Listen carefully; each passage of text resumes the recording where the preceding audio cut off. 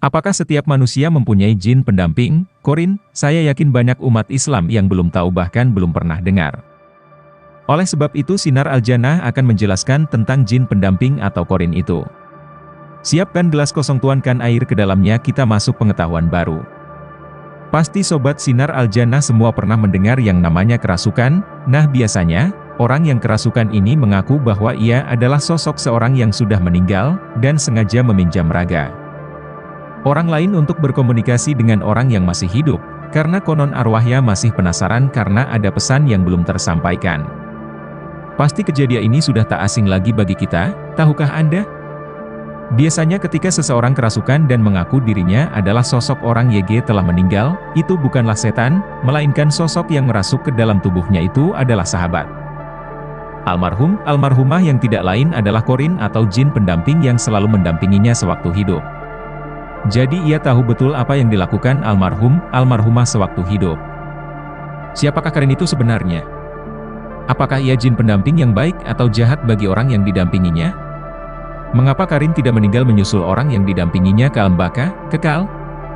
Secara bahasa, Karin berarti teman atau pasangan, karena itu Karin sering diartikan sebagai teman yang selalu mendampingi kita kapan saja kita berada.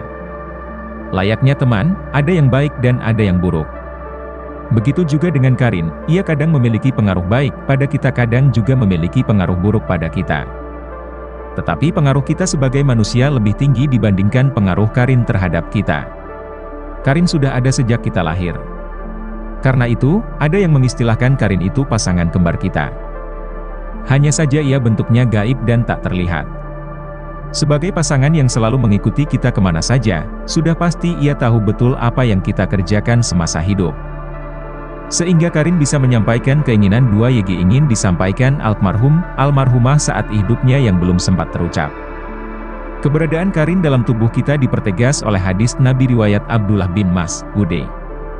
Dalam hadis tersebut disebutkan bahwa Rasulullah bersabda, tidak ada seorang pun di antara kalian yang tidak ditunjuknya jin pendamping, Karin. Para sahabat bertanya, termasuk Anda, ya Rasulullah? Ya, jawab Nabi.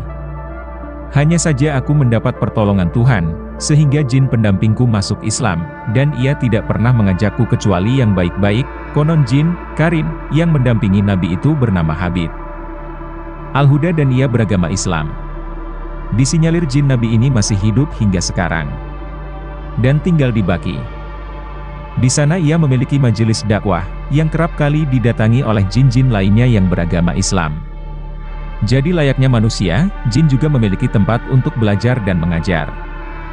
Dalam Al-Quran sendiri perkataan Karin disebutkan dalam surat Zuhruf 36, barang siapa yang berpaling dari pengajaran Tuhan yang Maha Pemurah, Al-Quran, kami adakan baginya setan, yang menyesatkan, maka setan itulah yang menjadi Karin, dan sesungguhnya mereka benar-benar menghalangi mereka dari jalan dan mereka menyangka bahwa mereka mendapatkan petunjuk.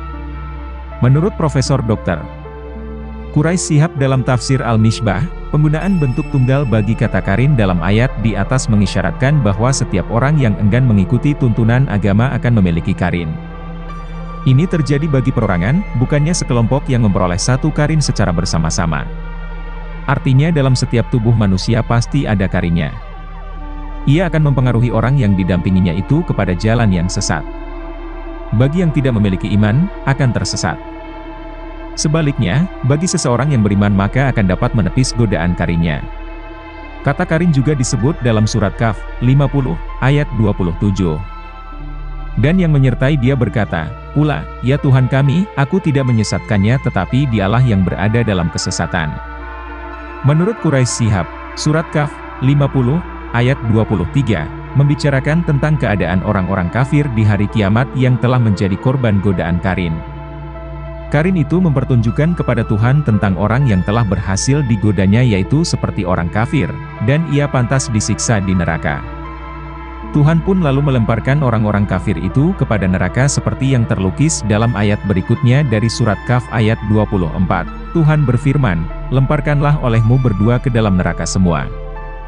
Orang yang sangat ingkar dan keras kepala, tetapi Karin sendiri tak pernah mau bertanggung jawab atas dosa yang dipikul manusia, atau siksaan yang diterima oleh orang yang sesat sehingga dimasukkan ke neraka. Ini terlihat dari penjelasan ayat berikutnya dari surat Kahf ayat 27 tersebut. Karin mengelak bahwa itu bukan merupakan perbuatannya. Seperti halnya manusia, Karin juga ada yang beragama Islam, ateis, Kristen dan Yahudi. Konon Karin yang non-muslim ini bertengger di bahu kiri pada orang yang didampinginya. Sebaliknya Karin yang muslim berasa di bahu kanan, dia selalu membantunya untuk taat kepada Allah. Jika kita lupa sholat, dia mengingatkan dan membangunkan kita. Dia tidak pernah meninggalkan orang yang didampinginya kecuali ia sedang menggauli istrinya. Ketika sang suami istri sudah masuk kamar dan pintu ditutup, maka Karin pun dengan sekejap sudah berada di Mekah untuk sholat di sana dan balik lagi dengan sekejap ke rumah muslim tersebut. Tidak seperti manusia, Karin tidak dapat mati hingga hari kiamat. Sebab ia merupakan bangsa jin. Seperti bangsa jin lainnya, ia pun tidak bisa mati kecuali saat datangnya hari kiamat. Maka dari itu, ketika yang didampinginya meninggal, Karin kerap kali menampakkan wujudnya seperti diri orang yang dulu didampinginya. Biasanya Karin itu berperilaku persis seperti orang yang didampinginya. Jika orang yang didampinginya adalah orang yang salah maka ia akan berperilaku persis seperti orang itu, meskipun orang itu sudah meninggal. Karena itu kerap kali kita mendengar kisah-kisah tentang orang salah yang sudah meninggal dunia, tetapi kita masih melihatnya sedang mengaji di masjid, beribadah dan sebagainya. Sebagian orang menilai itu karena karomahnya, padahal itu adalah Karin yang dulu mendampinginya. Ia akan persis melakonkan perilaku orang yang didampinginya saat masih hidup. Dalil tentang adanya jin pendamping, Qorin, Ibn Mas'ud menceritakan, Rasulullah Shallallahu Alaihi Wasallam bersabda yang artinya, tidaklah salah seorang dari kalian melainkan ada pendampingnya dari golongan jin. Mereka bertanya, juga padamu, ya Rasulullah? Ya, juga bagiku, hanya saja aku telah mendapat perlindungan dari Tuhan sehingga aku selamat. Ia tidak memerintahkan aku kecuali kebaikan. HR Muslim. At-Tabarani mengisahkan riwayat dari Syuraik bin Tharik. Ia berkata, Rasulullah Shallallahu Alaihi Wasallam bersabda, yang artinya, tidak ada seseorang di antara kalian melainkan ada baginya seorang setan.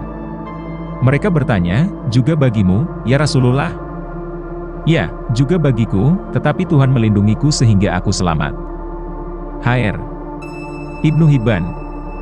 Ibn Mas'ud meriwayatkan, Rasulullah Shallallahu Alaihi Wasallam bersabda, yang artinya, setiap anak Adam mempunyai kelompok, dan bagi malaikat ada kelompok dengan anak Adam. Kelompok setan mengajak kepada kejahatan dan mendustakan yang hak, adapun kelompok malaikat mengajak kepada kebaikan dan membenarkan yang hak. Barang siapa yang mendapatkan yang demikian itu, maka ketahuilah bahwa itu dari Allah dan pujilah Allah.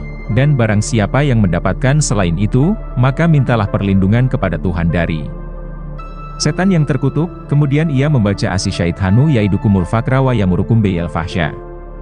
HR Tirmizi.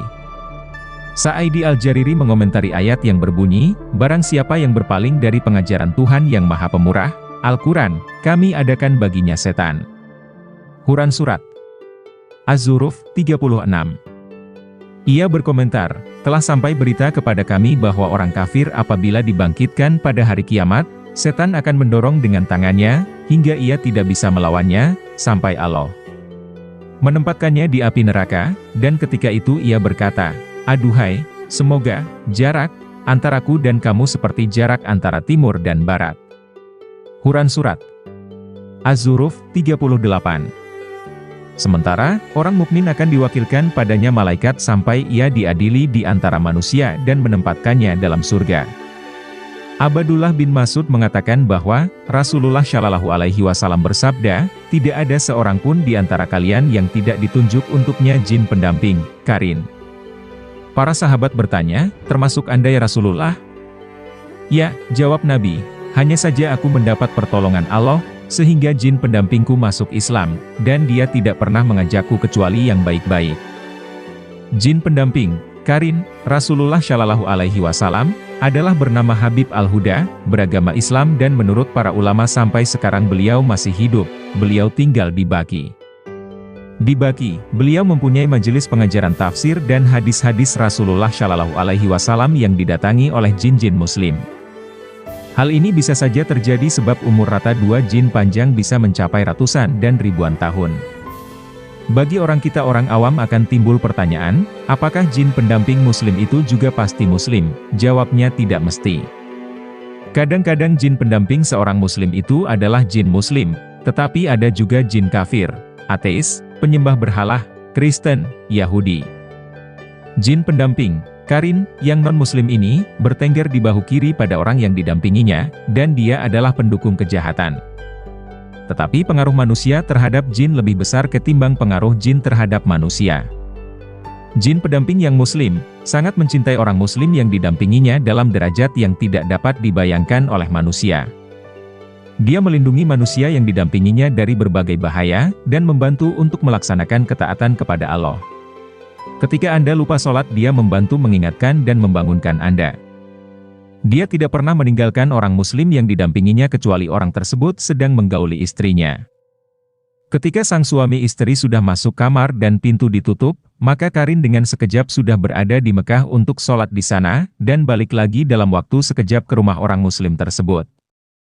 Untuk melindungi diri dari jin Qarin maka banyaklah berzikir dan memohon perlindungan kepada Allah. Jika kita sungguh-sungguh melakukan hal ini, insya Allah, akan datang perlindungan dari Yang Maha Kuasa.